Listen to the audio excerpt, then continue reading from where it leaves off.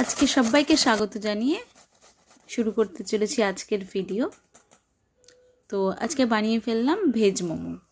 Veg momo বানানোর জন্য আমি এখানে গাজর, বাঁধাকপি, বিটরুট এগুলোকে গ্রেট করে নেব।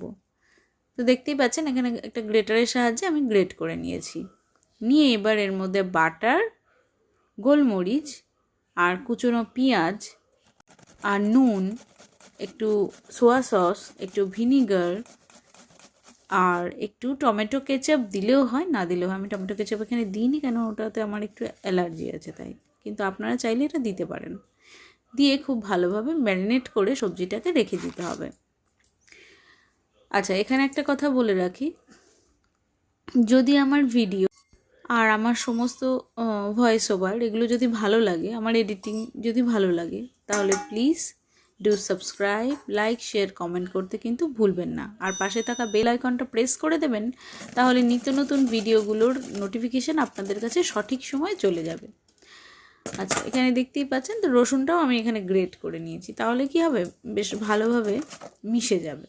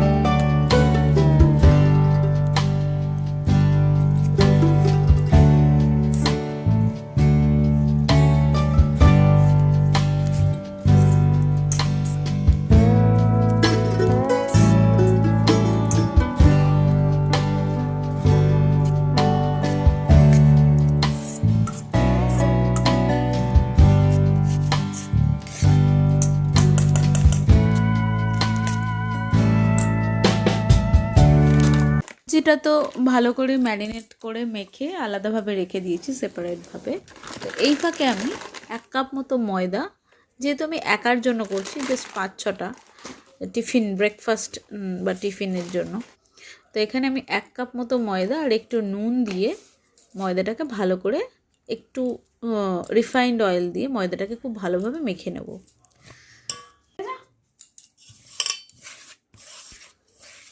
এই ময়দাটা খুব ভালোভাবে মাখাটা কিন্তু খুব ইম্পর্ট্যান্ট। মানে এই ময়দাটা না খুব শক্ত হবে না খুব নরম হবে, এই ডোটা মাখাটাই একটু ট্রিক্স। যত ভালোভাবে আপনি এই ডোটা তৈরি করবেন, আপনার মোমোগুলো তত ট্রান্সপারেন্ট হবে।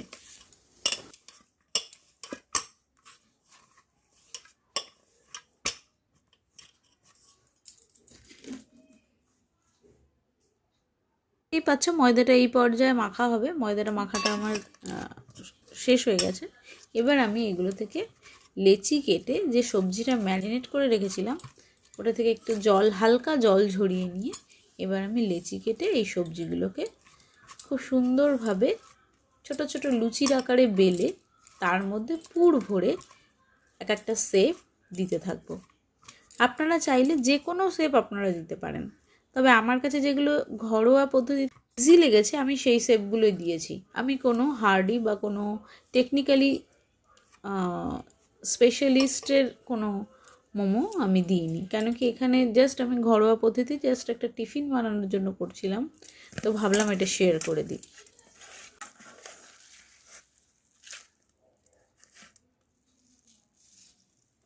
এই পর্যায়ে বলে রাখি যে ম্যারিনেটেড সবজিটা ছিল তা থেকে কিন্তু আমি হালকা চিপে জলটা ফেলে দেবো। খুব চিপে জলটা ফেলবেন না, তাহলে একটা ছিবড়ে মতো হয়ে যাবে, তখন আর টেস্ট ভালো লাগবে না, একটু ড্রাই হয়ে যাবে। যাতে সফটনেসটা থাকে তার জন্য হালকা চিপে জলটাকে ফেলে দিতে হবে।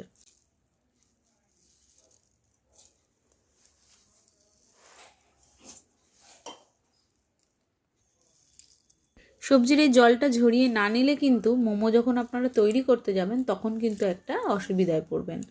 মানে যেহেতু ময়দাটা ভিজে যাবে, তাই মোমোগুলো ফেটে যেতে পারে বা ছিঁড়ে যেতে পারে। তাই এই স্টেপসটা কিন্তু খুব ইম্পর্টেন্ট একটা স্টেপস। আমি কিন্তু যখন প্রথম বানিয়েছিলাম এই স্টেপসটা মিস করে গিয়েছিলাম, ফলে আমার মোমোগুলো কিন্তু ঠিকঠাক তৈরি হয়নি।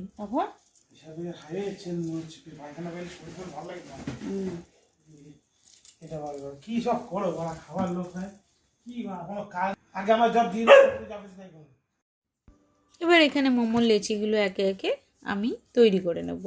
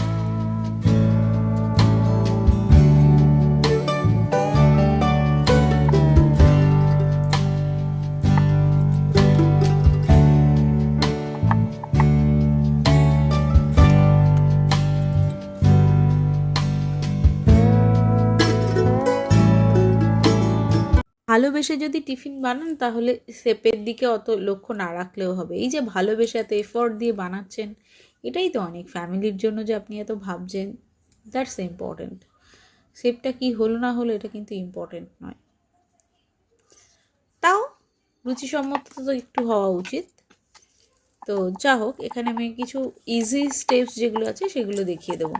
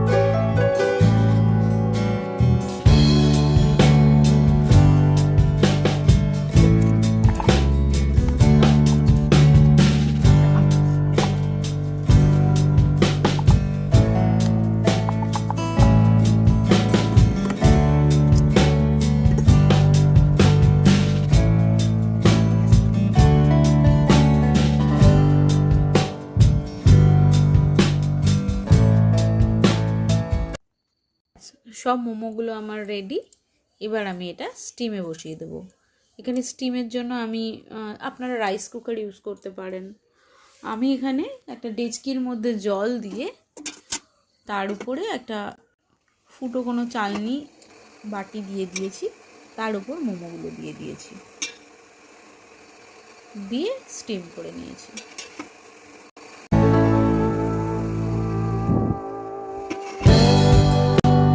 এটা কিন্তু ততক্ষণ পর্যন্তই করব যতক্ষণ পর্যন্ত না মোমোগুলো ট্রান্সপারেন্ট হয়ে যায়। দেখুন এখন আমার মোমোগুলো কিন্তু ট্রান্সপারেন্ট হয়ে গেছে। এবার আমি তুলে নিলাম, নিয়ে শেজওয়ান চাটনির সাহায্যে খেয়ে নিতে পারেন।